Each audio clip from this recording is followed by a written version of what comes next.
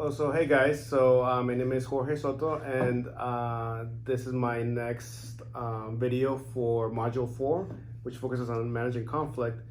So the first thing we did is that the two principals in the team were myself, my partner here, Gustavo, as a quality nurse. So we were approaching the project from different angles, and we couldn't figure out how to get a same page. So we had a meeting, and then Gustavo kind of set down the documents that he wanted to do to lay out the outline, and then we kind of took it from there. So what I went ahead and developed was a grievance and appeals quarterly report on critical pathway analysis. And essentially what it is the different activities that we would have to complete to meet the end report or the end product in the established time frame, which is 51 days. So if you look at the document, there's a total of 11 activities, all action oriented, and they coincide with the outline set by Jorge Soto. And we would start with obviously evaluating the old template, discuss possible improvements, meet with the quality team, create an outline and new grievance until we have the end product, and at which point we can report the new report to the quality director, and if approved, then to the corporate quality committee. And we think this will take approximately 51 days, 12 days of slack. So in a fast basis, we could get this done in about 39 days with hitting all the critical elements. I also developed the other tool, which is if you can bring it up, WBS, and these are the deliverables that we need to complete this project. And again, there's an emphasis on the database with the queries and the presentations, and we believe that if we set these forth, that we will be successful with our project, our improvement project. Jorge?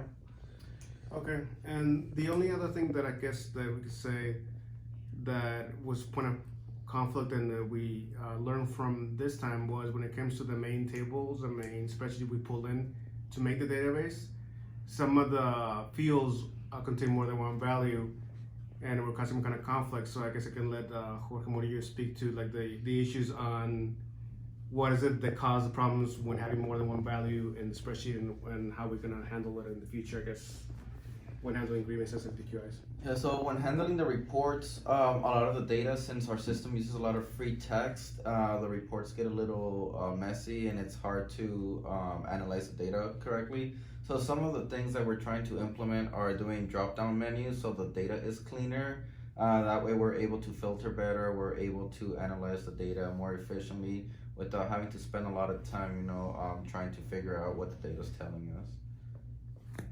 And the last thing, I guess, that I wanted to show is a couple artifacts on the progress we made so far. So first, if I have you come over here on this side so we can see, can show you one of the examples of the spreadsheet, the database we made, and this is one of the queries that we made. And you can see here how these are for different fields and how to divide the different grievances and quality issues and stuff like that. So it's just an example, and I'll show you on the screen over here if you can bring it up, Jorge. Bring up the main table. So you can see these are the tables we wanted to see. For example, now the report before did not have how the grievances were resolved by type. We just captured the issue category, but not the resolution category. So now here you can see, for example, the most common way a grievance was resolved was a provider change from one doctor to another, care coordination, and for example, authorization like referrals and transportation and so on. So it also shows the amount of work it takes to solve agreements, which, the number of calls, emails, voicemails, and meetings it takes for that. Then we go to the next table for the next artifact. We have these PQIs again. A PQI is grievance or complaint there's a quality of care component. So this table here shows the follow-up actions we do after doing an investigation of a quality of care complaint. So it shows, for example, we send out 154 letters of education.